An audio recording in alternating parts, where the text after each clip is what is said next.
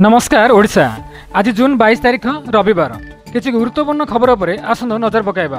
आपण मानक भल पाइबा स्वरूप वीडियो को लाइक करंतु एवं ओडिशा टुडे चैनल को नुआ कर आस्तिले सब्सक्राइब करनियंतु। क्रमांक 1 प्रधानमंत्री मोदी नेतृत्व में अंतर्जातीय योग दिवस पालन। शनिवार 11तम अंतर्जातीय योग दिवस पालन पर प्रधानमंत्री नरेंद्र मोदी विशाखापट्टनम उपस्थित रही एक कार्यक्रम में जोग देइछंती। प्राय 5 लाख लोक बंदर सहर आरके बीच रे मोदी योगासन करछंती। बेलाभूमि भीमली पर्यंत विस्तारित 26 किलोमीटर रास्ता ब्यारिकेड लाइट एवं विशाल स्क्रीन सहित सज्जित होइतिला, जहाँ पूर्वर जेकोसी सामूहिक योग कार्यक्रम को पछरे पकाई अंतर्जातीय रेकर्ड पुस्तक में स्थान पाइबा लक्ष्य रखिछि। एही कार्यक्रम में केंद्र आयुष मंत्री प्रताप राव जादव एवं आंध्र प्रदेश मुख्यमंत्री चंद्रबाबू नायडू एवं उपमुख्यमंत्री पवन कल्याण मध्य जोग देइछंती। क्रमांक 2 ओडिशा को प्रबल वर्षा सह वज्रपात पर येलो वार्निंग। आगामी 7 दिन जाए राज्य में हालुकार मध्यम धरणर वर्षा सह किछि जिले में प्रबल वर्षा रहिबो। वर्षा सांग को झटका पवन बिजुली और घड़घड़ी हेबा नहीं पूर्वानुमान करा जायछि। आसंता 24 रु प्रबल वर्षा सह वज्रपात हेबार संभावना रही। एथिपाई किछि जिला को येलो वार्निंग जारी करा जायछि। एहा सह मत्स्यजीवी को 24 और 25 तारिख में समुद्र भितर को प्रवेश करने को बारण करा जायछि। 17 जिला मयूरभंज केन्दुझर संबलपुर बरगढ़ झारसुगुड़ा सुंदरगढ़ सोनपुर बलांगीर नुआपड़ा कंधमाल कलाहांडी गंजाम नवरंगपुर गजपति रायगड़ा कोरापुट और मालकानगिरी को येलो वार्निंग जारी करा जायछि। सेहिपरि 23 तारिख में बालेश्वर मयूरभंज भद्रक केन्द्रापड़ा और जगतसिंहपुर जिला को वर्षा सह बिजुली और वज्रपात पर येलो वार्निंग जारी करा जायछि। बढ़िला मध्याह्न भोजन खर्च। एवं छात्र छात्री पिछा दिज्व वर्धित टंका। विद्यालय और गणशिक्षा विभाग अधीन समस्त विद्यालय में दि जाउथिबा मध्याह्न भोजन खर्च राशि को राज्य सरकार वृद्धि करछंती। उभय प्राथमिक एवं उच्च प्राथमिक विद्यालयर छात्र छात्री मानक पई दैनिक रंधन सामग्री मूल्य में 2 टंका 92 पैसा वृद्धि पाइछि। एही वर्धित मूल्य उपरे प्राथमिक और उच्च प्राथमिक छात्र छात्री मानक पई मुंड पिछा दैनिक यथाक्रमे 11 टंका 15 पैसा और 14 टंका 74 पैसा रंधन सामग्री पई खर्च कराजियो बोली कहिसेंती पीएम पोषण राज्य नोडाल अधिकारी भवानी प्रसाद मिश्र। क्रमांक 4 संबलपुर जोग कले केन्द्रमंत्री धर्मेन्द्र प्रधान। गोटे पृथ्वी गोटे स्वास्थ्य पर जोग जरूरी बोली से कहते। अंतर्जातीय जोग दिवस में जोग कले केन्द्रमंत्री धर्मेन्द्र प्रधान। जोग एवं जन आंदोलन में परिणत होइछि कहले केन्द्रमंत्री। जोग को दैनंदिन अभ्यास में परिणत करने को आह्वान देले केन्द्रमंत्री।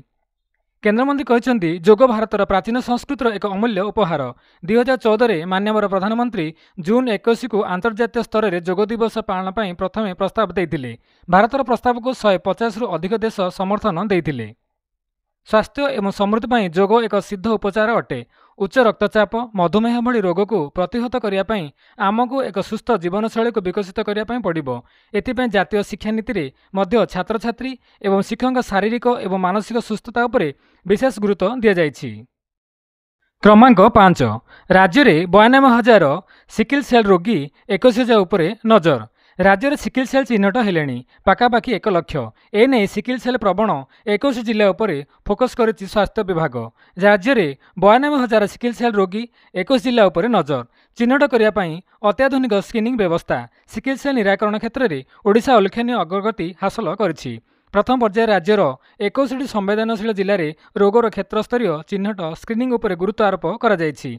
तेबे सही जिला गुड़िक हेउछि अनुगुल बलांगीर बालेश्वर बरगढ़ बौद्ध देवगढ़ गजपति गंजाम झारसुगुड़ा कलाहांडी कंधमाल केन्दुझर कोरापुट मालकानगिरी मयूरभंज नवरंगपुर नुआपड़ा रायगड़ा संबलपुर सुवर्णपुर एवं सुंदरगढ़ आदि जिला रही। तेबे एही समस्त जिला मानकरू 40 लाख रु अधिक लोकों स्क्रीनिंग करा जायछि। सेमानक ठारू प्राय 92,000 सिकिल सेल रोगी चिन्हट करा जायछि। क्रमांक 6 बढ़िला ओमफेड क्षीर दर। ओमफेड प्रीमियम टोनड क्षीर दर वृद्धि होइछि। वर्धित दर में आज ओमफेड क्षीर बाजार को आसीछि। प्रीमियम और टोनड क्षीर लिटर पिछा 2 टंका बढ़िछि। सेपरि गोल्ड क्षीर लिटर प्रति 4 टंका होइछि।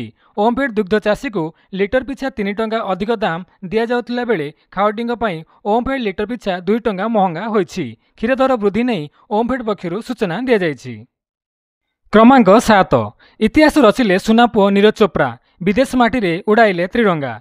प्यारिस रे शुक्रवार भारतीय तारका एथलेटिक्स नीरज चोप्रा पुणी थे चमकी। Neeraj Chopra Paris diamond league रे 28.16 मीटर थ्रो करी केवल सीजन प्रथम विजय हासिल करनथिले, बरम यह सामग्रिक भाव में तांकर पंचम डायमंड लीग विजय होइथिला। नीरज प्रथम प्रयास रे ଏହି ବିଜୟ ହାସଲ କରିଥିଲେ ଏବଂ ପରବର୍ତ୍ତୀ ଥ୍ରୋରେ ସଂଘର୍ଷ କରିବା ସତ୍ତ୍ୱେ ସେ ତାଙ୍କର ଅଗ୍ରଣୀ ବଜାୟ ରଖିବାରେ ସଫଳ ହୋଇଥିଲେ। क्रमांक 8 विश्व बड़ हलचल अचानक थरला ईरान कला परमाणु टेस्ट। ईरान में शुक्रवार एक 5.1 मात्रार भूमिकंप अनुभूत होईछि जार केन्द्रस्थल थिला सेमनान प्रदेश। राजधानी तेहरान ठारू प्राय 145 माइल पूर्व यह भूमिकंप राति 9:19 समय अनुभूत होइथिला एवं यार गभीरता थिला 10 किलोमीटर बा 6.2 माइल। यह घटना इस्राएल एवं ईरान मध्य चली उत्तेजना मध्य घटी जहाँ अंचल में आतंक सृष्टि करिछि। किछि विशेषज्ञ एवं पश्चिम गुइंदा संस्था माने अनुमान करुछन्ति जे एही भूमिकंप एक गुप्त परमाणु परीक्षा जोगु होइथाय पारे। सेमनान प्रदेश रे ईरान रो सेमनान मिसाइल कॉम्प्लेक्स एवं मिसाइल सेंटर रहिछि जहाँ एही अनुमान को आहुरी बलवत्तर करुछि। एक एक्सपोस्ट दाबी कराଯାଇଛି जे एही भूमिकंप ईरान रो निज अंचल रे परमाणु अस्त्र परीक्षा जोगु होइथाय पारे। क्रमांक 9 गोपालपुर गणदुष्कर्म मामला घटनास्थल रे कांग्रेस रो फैक्ट फाइंडिंग टीम रो अनुध्यान सुरक्षा को नहीं उठाइले प्रश्न। गोपालपुर बेलाभूमि रे युवती को गणदुष्कर्म घटनास्थल रे कांग्रेस रो फैक्ट फाइंडिंग टीम पहुंची। यह 5 जणिया फैक्ट फाइंडिंग टीम घटनास्थल रे स्थिति अनुध्यान करछंती। दीपा दास मुनिसिंह नेतृत्व में सांसद रंजीत रंजन, परिणीति सिंह दे, सांसद एस ज्योत्स्नामणि, शोभा ओझा गोपालपुर गस्त करथिले। सानखेमुंडी विधायक रमेश चंद्र जेना सह एही टीम रो ओडिशा प्रदेश कमिटीर अन्य सदस्य माने मध्य उपस्थित थिले। बेलाभूमि घटिथिबा घटनास्थल रे सुरक्षा व्यवस्था सह आलोकीकरण व्यवस्था नहीं। सुरक्षा नहीं प्रश्न सृष्टि करथिया बेले सरकार को समालोचना करछंती एही टीम। आवश्यक स्थले राष्ट्रपति को साक्षात करी रिपोर्ट दे बोली फैक्ट फाइंडिंग टीम कहिसंती। कंधमाल जिला गस्त करी भुवनेश्वर सांबादिक सम्मेलन रे समस्त तथ्य रखिबु बोली टीम सदस्य कहिसंती। क्रमांक 10 एयर इंडिया बुकिंग कमिला 20%। टिकेट मूल्य ह्रास भी सुधारी पारुनी परिस्थिति। गुजरात रो अहमदाबाद रे जून 12 तारिख दिन एयर इंडिया विमान दुर्घटना पर एयरलाइंस प्रति यात्री आस्था तुटी जाइछि। Indian association of tour operator IATO अध्यक्ष अनुसार यह दुर्घटना पर ठारू एयर इंडिया घरोई और अंतर्जातीय उड़ान बुकिंग रे 20% ह्रास देखा जाइछि। घटनार तदंत पर अंतर्जातीय रूट रे 18 ରୁ 22% और घरोई मार्ग रे 10 ରୁ 12% बुकिंग ह्रास देखा जाइछि। यही ह्रास स्वल्पकालीन और मनोवैज्ञानिक कारण बोली अनुमान करा जाउछि। तेबे यार प्रभाव एयरलाइंस रो छवि और राजस्व उपरे पड़ुछि। बुकिंग रे एपरि ह्रास देखि एयर इंडिया यार मुख्य मार्ग रे भड़ा ह्रास करिछि। IATO अनुसार घरोई मार्ग रे हाराहारी 8 ରୁ 12% और दक्षिण पूर्व एशिया भली अंतर्जातीय गंतव्य निमंते 10 ରୁ 15% पर्यंत भड़ा ह्रास करा जाइछि। क्रमांक 11 प्रथम इनिंग्स रे 471 रन रे ऑल आउट भारत 41 रन रे हराइला शेष 7 विकेट। प्रथम दिन में प्राधान्य विस्तार करथिबा भारतीय बैटर द्वितीय दिन खेल में बैटिंग विपर्जय भोगी। एकदा 430 रन रे 3 विकेट हराई विशाल स्कोर आड़क मुहांथिया भारत 471 रन रे ऑल आउट होइछि। अर्थात दल अवशिष्ट 41 रन रे 7 विकेट हराइछि। द्वितीय दिन में ऋषभ पंत 134 रन रो शतकीय इनिंग्स खेलिथिया बेले अधिनायक शुभमन गिल सर्वाधिक 147 रन करछंती। ओपनर जयसवाल 101 रन रो शतकीय इनिंग्स खेलिछंती। भारत प्रथम दिनर असमाप्त खेल 359 भाग 3 रु बैटिंग आरंभ करथिला। आशा करा जाउथिला दल अंततः 500 स्कोर करिबो।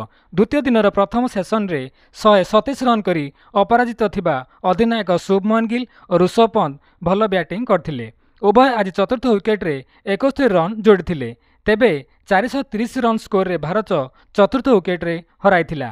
गिल 147 रन करी आउट होइथिले। या पूर्वरु गिल और पंत चतुर्थ विकेट रे भागीदारी रे 209 रन जोड़िथिले। अन्यपटे पंत टेस्ट कैरियर रे सप्तम शतक हासिल करथिले। क्रमांक 12 इस्राएल ईरान युद्ध यूएन रे अमेरिकार बयान को नहीं चांचल्य। कूटनीतिज्ञ भाषण भिडियो भाइराल। इस्राएल और ईरान मध्य युद्ध शनिवार नवम दिन में पहुंची। दुई देश परस्पर उपर प्रहार जारी रखिंट। एथिमध्य जैनिका वरिष्ठ अमेरिकीय कूटनीतिज्ञ शुक्रवार जातिसंघ सुरक्षा परिषद UNSC रे एपरी किछि बयान देइछन्ति जहाँ सारा विश्व में चांचल्य सृष्टि करिछि। तांको भाषणर भिडियो क्लिप एबे सोशल मीडिया रे अपलोड होइतिला बेले ताहा भाइराल हो जाइछि। अमेरिका कूटनीतिज्ञ ए युद्ध पई इस्राएल को दोषी करछन्ति। तेरे भाषण में से संगे संगे निज त्रुटि सुधारिबाकू चेष्टा करथिले हें एथिप्रति केही गुरुत्व देई नाहांती। उल्लेखयोग्य जे जातिसंघ अमेरिकार अंतरीण प्रभारी डेथोरी सिया इरान कार्यानुष्ठान को निंदा करी निज भाषा एपरी एक त्रुटि करदेइछन्ति जहाँ बे चर्चार विषय पलटिछि।